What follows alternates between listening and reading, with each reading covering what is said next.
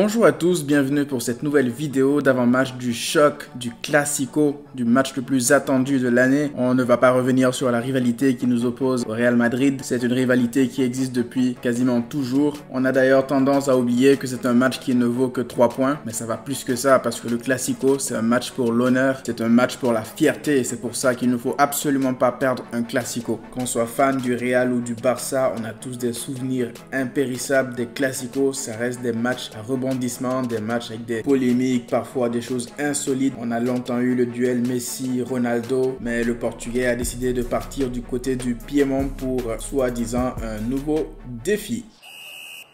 Shopee. Go Shopee, beep beep beep beep beep, free shipping, ting ting ting ting ting ting, buy everything, ting ting ting ting ting. Shopping at Shopee. Shopee 99 Super Shopping Day. Buy everything at Shopee.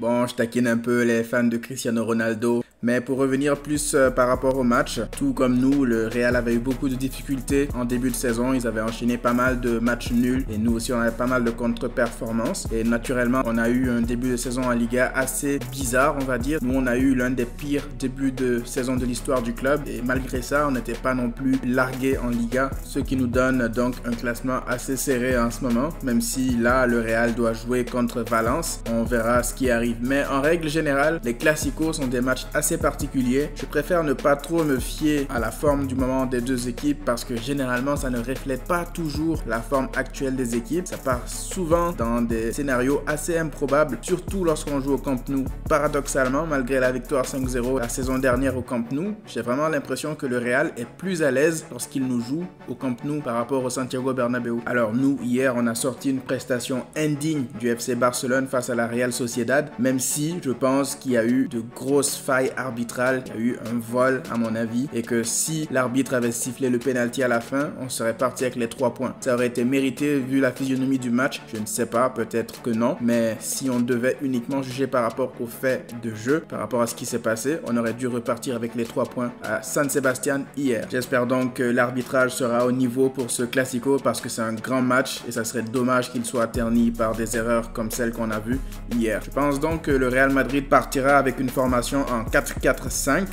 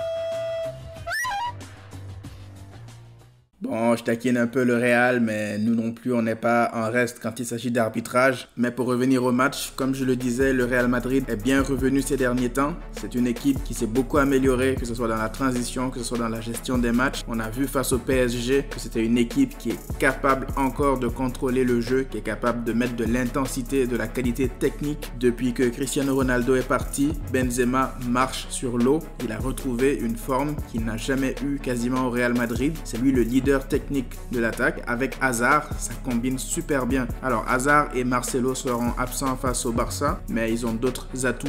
Ils ont les jeunes tels que Rodrigo, qui est un jeune qui émerge, qui donne beaucoup de satisfaction ce début de saison. Vinicius, même si ce dernier, on l'a connu très explosif dans le passé, mais moi, Vinicius, honnêtement, je ne vois pas autant de qualité en lui comparé à Rodrigo par exemple. J'ai l'impression que Vinicius, il confond toujours vitesse et précipitation, et à chaque fois qu'il arrive dans la surface de réparation, tu as l'impression qu'il a enlevé ses crampons pour mettre des Timberland. En gros, si je devais résumer Vinicius en une seule action, ça serait celle-ci.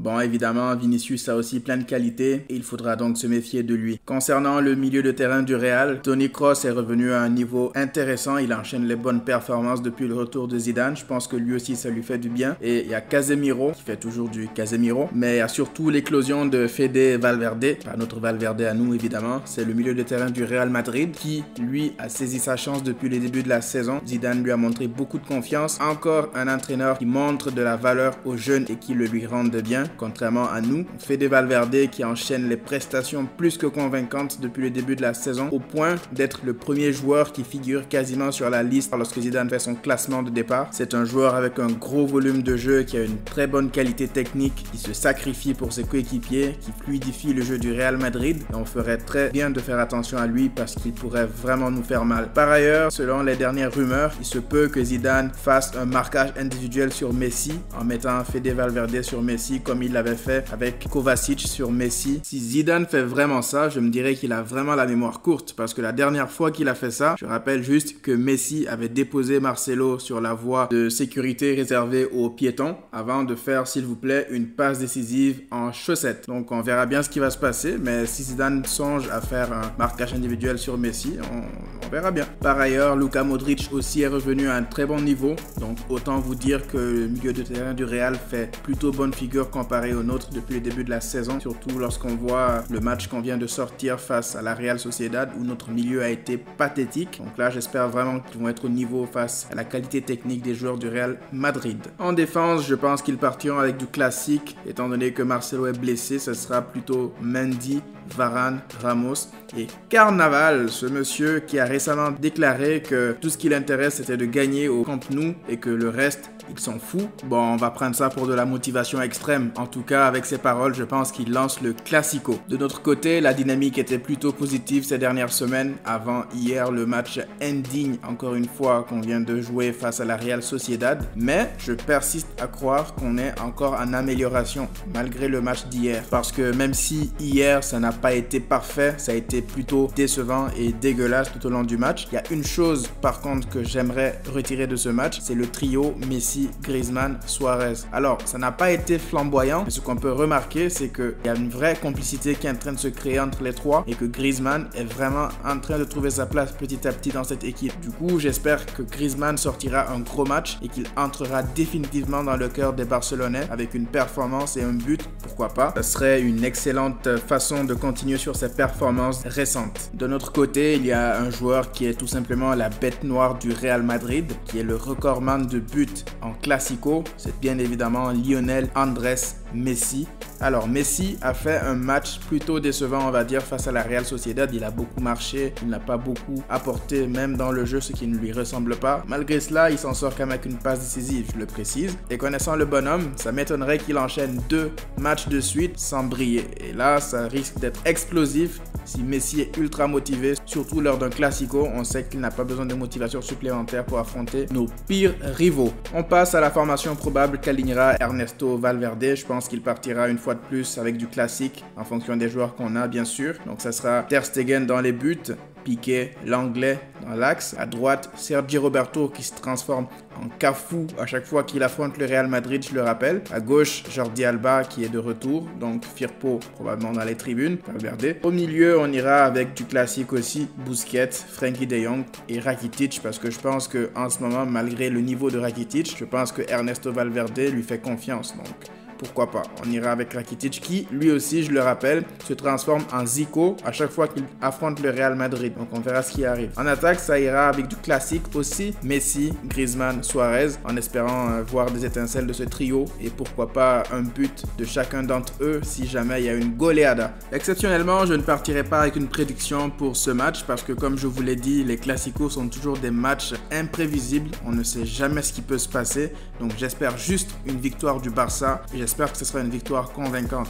Après, pour le reste, on verra comment ça évolue tout au long de la saison. Mais pour le moment, une victoire face au Real est obligatoire.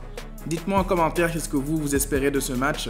On a encore quelques jours pour discuter dans la section commentaires de ce qu'on aimerait, de ce qu'on pourrait voir. Donc allez-y, donnez-moi vos avis et je vous répondrai le maximum que je peux. C'est déjà la fin de cette vidéo. Merci encore une fois de m'avoir suivi. On se retrouve très certainement pour une vidéo débrief du tirage au sort de la Ligue des Champions ce lundi, avant évidemment de se retrouver pour la vidéo débrief du Classico mercredi. D'ici là, prenez tout soin de vous et à très bientôt.